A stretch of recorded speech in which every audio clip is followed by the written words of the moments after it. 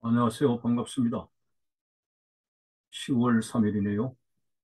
월요일 새벽 말씀 드리겠습니다. 성경 말씀은 누가복음 9장 34절에서 6절입니다. 이 말할 즈음에 구름이 와서 그들을 덮는지라. 구름 속으로 들어갈 때 그들이 무서워하더니 구름 속에서 소리가 나서 이르되 이는 나의 아들 곧 택함을 받은 자니 너희는 그의 말을 들으라 하고 소리가 그침에 오직 예수만 보이더라. 제자들이 잠잠하여 그 본 것을 무엇이든지 그때에는 아무에게도 이르지 아니하니라. 아멘. 예수님께서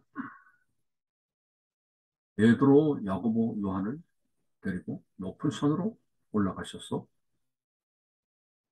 갑자기 주님의 모습이 변화가 되었습니다.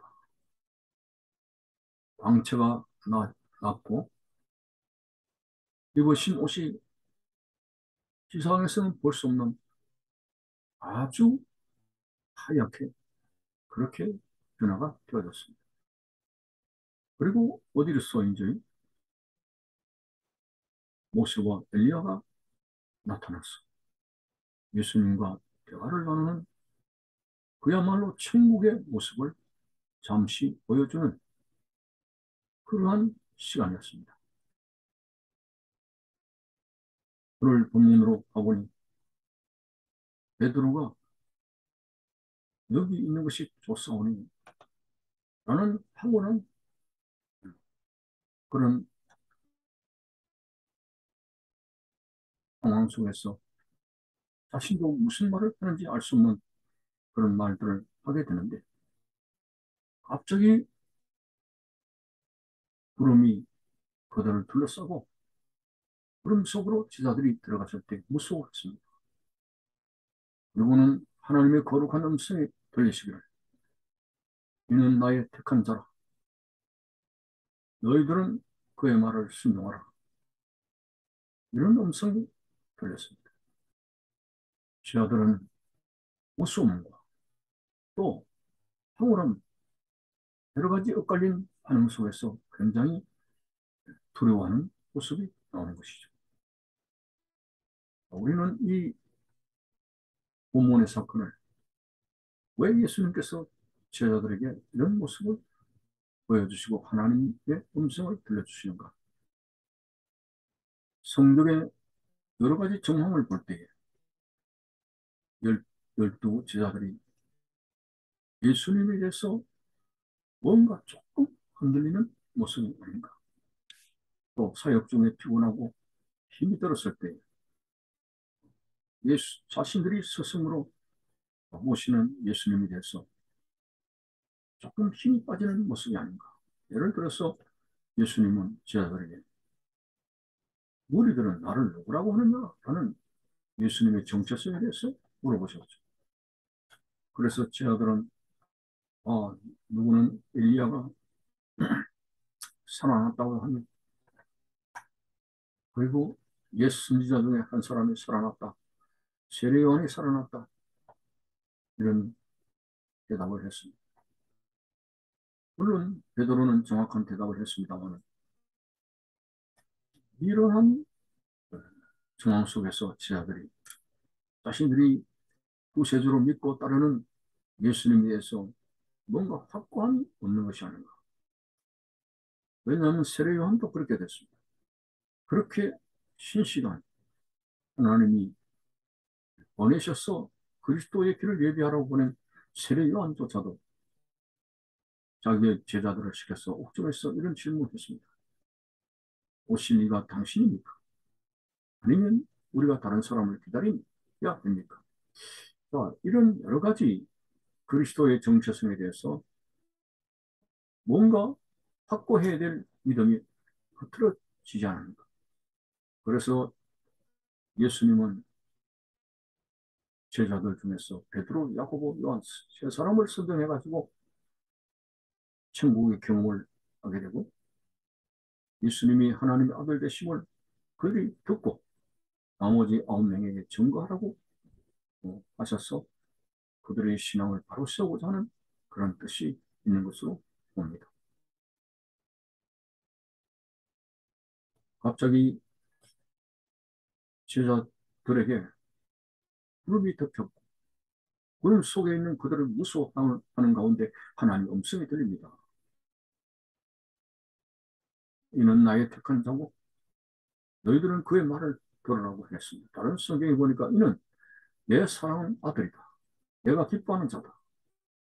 하며 하나님께서 다른 음성이 아니라 바로 뭔가 분위기 속에 예수님에 대한 어떤 확고한 믿음이 겉들어지게 될 때 하나님의 생생한 음성을 그들에게 들려주었습니다. 그들의 미해져가는 신앙을 바로잡기 위한 하나님 아버지의 배려고 큰 필요가 아닌가를 생각해 보게 됩니다. 주는 그리스도시요 살아계신 하나님의 아들입니다. 예수님이 바로 하나님의 아들이라고 하는 이 굳건한 정체성 무엇보다도 필요한 것입니다. 이 제자들이 특별히 예수님 부활 승천하신 이후에 예수 그리스도의 복음을 전파할 귀한 사명을 맡았는데 오늘 주님으로부터 교육을 받고 연단을 받게 됐을 때 가장 중요한 예수님에 대한 고백이 확고히 서게 되는 이것이 주님의 관점에서 대단히 중요했고 또 여러 가지 연약한 저들에게 힘들어하는 저들에게 이렇게 천국의 경험을 통해서 하나님의 음성을 통해서 새 힘을 주시는 하나님의 배려를 볼 수가 있습니다. 엘리야 같은 신앙의 용장도 갈멜산에서 바알을 숭배하는 자들에게 하나님의 살아계심을 확실히 보여줬던 엘리야의 신앙과는 다르게 이세벨 왕비의 협박으로 심히 낙담해서 사역의 현장을 버리고 저 멀리 광야로 나가 로뎀나무에 쓰러졌던 사건을 아시지 않습니까? 주여 족합니다. 내 생명을 거두어 가소서. 라는 낙담을 했습니다. 그때에도 엘리야에게 하나님께서 숯불에 구운 떡과 청량 음료로 엘리야를 손수 먹이시며 힘을 주시고 위로해 주셨던 모습을 보게 됩니다. 그렇습니다. 오늘 우리는 예수 그리스도가 하나님의 아들 되심을 굳게 믿고 주님만 바라보는 믿음 생활을 하게 됩니다만 워낙 이 세상은 불신의 환경이고 죄가 간영한 이 땅에 살아가는 날 동안 우리의 신앙이 여러 가지 지치고 힘들고 나약해지게 될 때 하나님의 배려가 있습니다.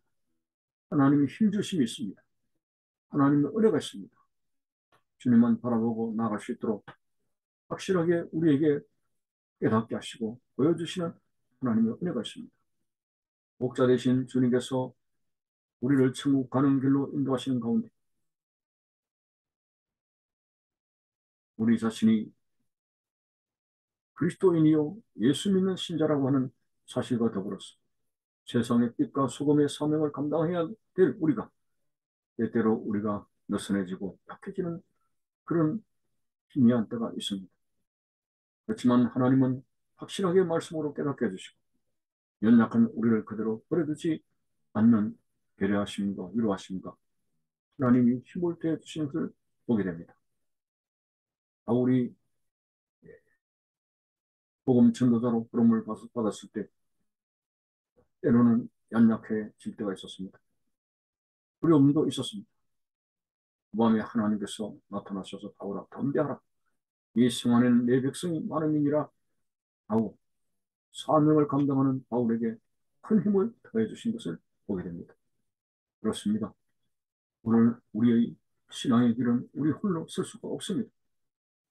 이처럼 주님께서 체험을 하게 해주시고 세임을 더하시고 배려해 주시는 하나님의 은혜 때문에 제자들이 사명을 감당했고 우리들도 먼저 그 나라와 의를 구하는 삶에 주님께서 힘주심이 아니고는 도저히 나아갈 수가 없습니다.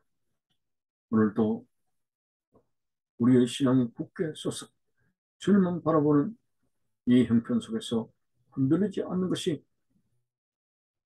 굳건한 신앙의 모습이나 우리가 그렇지 못할 때에 하나님은 또한 깊은 배려로 우리에게 말씀을 통해서 힘주시고 예수님만 바라보게 하는 사시는 그런 확고한 믿음을 주시려고 할 때가 있습니다. 이렇게 주님의 우리의 또 목자 되신 주님의 인도하심 그것이 아니고는 우리는 이 긴 신앙의 여정을 나아갈 수가 없는 것입니다. 우리는 주님의 그 은혜와 배려심을 굳게 믿고 우리의 신앙이 때때로 흔들릴 때가 있지만 다시 우리의 모습을 재정비하며 굳건한 믿음 속에서 담대하게 천성을 향해서 나아가는 굳건한 믿음의 사람이 되시기를 바라는 것입니다. 감사합니다.